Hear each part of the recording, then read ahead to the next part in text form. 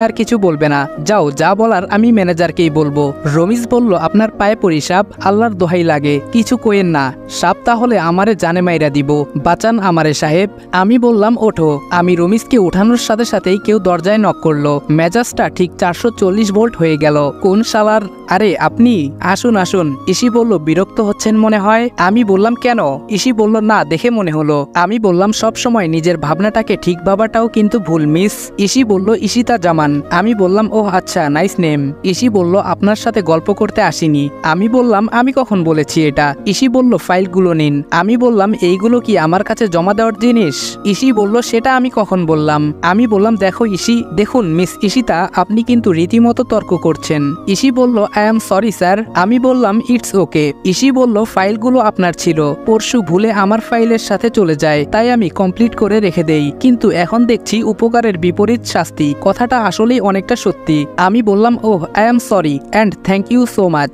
EC বলল, it's okay and welcome বলে সে বেরিয়ে যায়। আমিও টেবিলের ফাইল দুটো রেখে মুচকি হাসি দিয়ে চেয়ারে বসে পড়ি। আমার বোঝার বাকি নেই মিস ইশিতা জামান, আপনি কেন আগ বাড়িয়ে কারোর সাহায্য করতে এসেছেন। তবে তোর ধারণা ভুল ইসি, তুই হয়তো ভাবছিস আমিও এসব 2 নাম্বার কাজের সাথে জড়িত। খুব তাড়াতাড়ি তোকে সত্যিটা জানাবো আমি। বলেই একটা দীর্ঘশ্বাস ফেলে ফাইলগুলো চেক করে রেখে দেই। অমনি আমার ফোনটা বেজে ওঠে। ফোনটা রিসিভ করে বললাম, হ্যালো। অপর সাইড থেকে আয়াস বলল, হ্যালো স্যার, কেমন আছেন?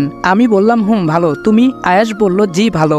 আমি বললাম, খবর কি বলো? আয়াস বলল, খবর তো তেমন কিছু নেই স্যার, শহরের সব বড় বড় বিজনেসম্যান আর পলিটিশিয়ানদের খোঁজ নিয়ে দেখেছি, এর মধ্যে কাউকেই ধোয়া তুলসী পাতা পাইনি স্যার, তবে আরসি এর কোনো হদিশ মেলেনি। আমি বললাম, হাল ছেড়ো না, খোঁজ চালাও, কেউ না কেউ তো হবেই এদের মধ্যে। আয়াস বলল, ওকে স্যার। আমি বললাম, নিজের খেয়াল রেখো আর মন দিয়ে কাজ করো, অল দ্য বেস্ট।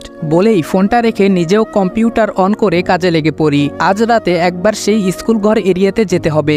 আমি অগ্নিকে ফোন করলাম। অগ্নি ফোনটা রিসিভ করতে বললাম, হ্যালো অগ্নি। অগ্নি বলল, জি স্যার, কেমন আছেন? আমি বললাম, ভালো, তুমি ঠিক আছো? তোমার ফোনের কি হয়েছিল? অগ্নি বলল, জি স্যার, আমি ঠিক আছি, ফোনটায় একটু সমস্যা হয়ে গেছিল স্যার। আমি বললাম, এক মুহূর্তের জন্য কতটা ঘাবড়ে গিয়েছিলাম ভাবতে পারবে না। যাই হোক, যা বলছিলাম শুনো। অগ্নি বলল, okay sir, don't worry, I will ready for any time. আমি বললাম, good and best of luck. অগ্নি বেচারাকে টিমের পক্ষ থেকে একটা ক্রেডিট দেওয়া উচিত। আমার কথায় রিস্কি কাজেও দ্বিধাবোধ করে না এক মুহূর্তের জন্য। অগ্নির সাথে কথা শেষ করে দ্রুত অফিসের কাজগুলো শেষ করে নিলাম। রাতের জন্য প্রস্তুতি নিতে হবে। বেরিয়ে যাব, ঠিক তখন ম্যানেজারের সামনে পড়লাম।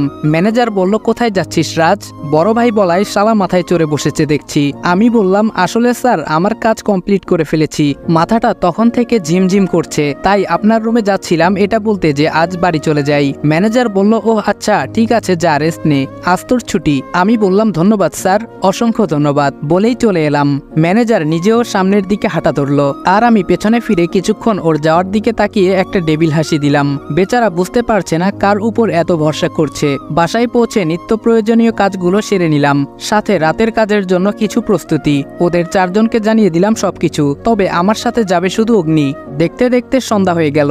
আমার কেন যেন মনে হয় আমার উপর কেউ নজর রাখে, তবে সেটা ইসি ছাড়া আর কেউ না। যত যাই হোক, সে তো একজন প্রশাসনের লোক আর উচ্চপদস্থ অবস্থাতেই আছে, তার পক্ষে আমার মতো একজন মানুষকে সন্দেহ করাটাই স্বাভাবিক। তবে জানে মান, তোমার আদিও কিন্তু কম যায় না।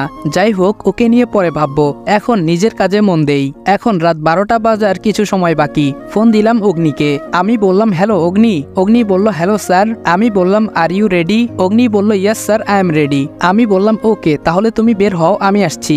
ফোনটা কেটে আমিও বেরিয়ে পড়ি। সময় মতো পৌঁছাতে হবে। 12টা বেজে 16 মিনিটে আমি পুরো প্রস্তুতি নিয়ে গন্তব্যে পৌঁছে যাই। গিয়ে দেখি অগ্নি আমার জন্য দাঁড়িয়ে আছে। আমি বললাম, কখন এলে? অগ্নি বলল, এই তো এক্ষুনি। আমি বললাম, লেটস গো, বলেই দুজনে নিজেদের বাইকগুলো নিরাপদে রেখে সামনের দিকে পা বাড়ালাম। অতি সাবধানে দেওয়াল টপকে ভেতরে পৌঁছে গেছি। আমার পেছনেই অগ্নিও নেমে পড়ে। আমি বললাম, অগ্নি, আর ইউ ওকে? অগ্নি বলল, আই এম ফাইন স্যার। আমি বললাম, ওকে।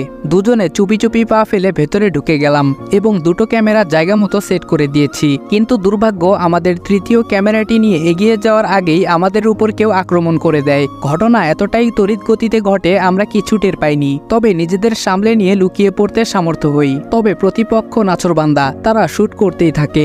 হামাগুড়ি দিয়ে আমার শেষ রক্ষা হলেও রক্ষা হয় না অগ্নির। বেচারার বাম হাতের কনুইয়ের কিছুটা উপরে একটা গুলি লেগে যায়, তবে সেও একজন সাহসী এবং প্রশিক্ষণপ্রাপ্ত অফিসার হওয়ায় বেশ শক্ত সামর্থ্য একজন ছেলে, তাই গুলিটা হজম করে নেয়। অগ্নি অগ্নির হাতে গুলি দেখে আমার মাথা পুরো গরম হয়ে গেছিল, তাই আমি পিস্তলটা বের করে কয়েকটা শুট করতে করতে সামনের দিকে এগোতেই বাধা দেয় অগ্নি। সে হাঁপাতে হাঁপাতে বলে, স্যার সামনে যাবেন না, এতে আমাদের মিশনে ব্যাঘাত ঘটবে স্যার, ওদের আমরা পরে দেখে নেব। অগ্নির কথাটা যথার্থ বুঝতে পেরে আমিও নিজের মনের মাঝে রাগটা ধামাচাপা দিয়ে অগ্নির হাতটা ধরে চুপিসারে পালিয়ে আসি। বেচারা অগ্নি ব্যথায় কুকড়ে গেছে, বুঝতেই পারছি। এরিয়া থেকে বেরিয়ে এসে পড়ে গেলাম মহাবিপদে। আমরা সামনে দিয়ে বের হতে পারিনি ওই লোকগুলোর জন্য, তাই পেছন দিক দিয়ে বেরিয়ে অনেকটা দূরে এসে থেমেছি। কিন্তু বিপত্তি হলো আমরা একটা জঙ্গলের মধ্যে ঢুকে গেছি। রাত এখন 2:30টার উপরে বাজে। এত রাতে কোথায় যাব, কিভাবে যাব কিছুই বুঝতে পারছি না। এদিকে অগ্নির হাত থেকে অনবরত রক্ত পড়ছে। এখন এখানে থেকে কি করে বের হব, আর ডাক্তারি বা কোথায় পাবো, কি করব কিছু আসছে না মাথায়। তখন ওই কাঁধে তাকিয়ে দেখি, আরে সেফটি ব্যাগটা তো আমার কাঁধেই আছে। তাড়াহুড়োর মাঝে কখন ব্যাগটা কাঁধে নিয়েছি খেয়ালই নেই। তবে এখন আল্লাহর কাছে শুকরিয়া আদায় করতে হয়, ক্যাম্পিং এর সময় আমার মেডিকেল বিষয়ে একটু বেশি আগ্রহী ছিলাম, আর আমাদের সেফটি ব্যাগে টুকটাক সবকিছু থাকে। তাই স্বস্তির নিঃশ্বাস ফেলে ব্যাগটা কাঁধ থেকে নামিয়ে রেখে ফোনের টর্চটা অন করে নেই। তারপর টর্চটাকে একটা সুবিধাজনক গাছের সাথে আটকে তার নিচে অগ্নিকে বসিয়ে নিজেও বসে পড়ি। অগ্নি বলল, স্যার আপনি পারবেন, তার থেকে বরং ভেতরেই থাক। আমি একটা মুচকি হাসি দিয়ে বললাম, বিশ্বাস করতে পারছো না? অগ্নি বলল, কি বলছেন স্যার, আমি তো নিজেকে অনেক লাকি মনে করছি আপনার মতো একজনের সাথে মিশনে যোগ দিতে পেরে, আর আমি চোখ বুজে আপনাকে বিশ্বাস করি স্যার। আমি বললাম, তাহলে এই ব্যাপারেও ভরসা করেই দেখো। অগ্নি মাথা নেড়ে হ্যাঁ সূচক সম্মতি জানালো। আমি ব্যাগ থেকে প্রয়োজনীয় কিছু জিনিস বের করে অগ্নিকে চোখ বন্ধ করে অন্যদিকে তাকাতে বললাম। আস্তে আস্তে একটু একটু করে ক্ষত জায়গাটা পরিষ্কার করে সেখান থেকে গুলিটা বের করে আনি। গুলিটা বের করার সময় অগ্নি একটু চিৎকার করে ওঠে। যতই পারদর্শী হোক, ব্যথার কাছে সবাই কাবু। আমি বললাম, আলহামদুলিল্লাহ হয়ে গেছে। এটা বলতেই অগ্নি চোখ মেলে তাকালে আমি ওর মুখটা ঠেলে সরিয়ে দেই, কারণ ব্যান্ডেজ করা হয়নি, তাই বিভৎস অবস্থা দেখে ভয় পাবে। আমি বললাম, কি করছো, একটু অপেক্ষা করো ভাই। সে শুধু মাথা নাড়ালো। আমি বললাম, এই নাও কমপ্লিট। ফোনের দিকে তাকিয়ে দেখি 3:30 বাজে। মনে হচ্ছে রাতটা অনেক বড়, না হলে টাইম নষ্ট, আর না হলে এতক্ষণে মাত্র ঘন্টাখানেক পেরুলো।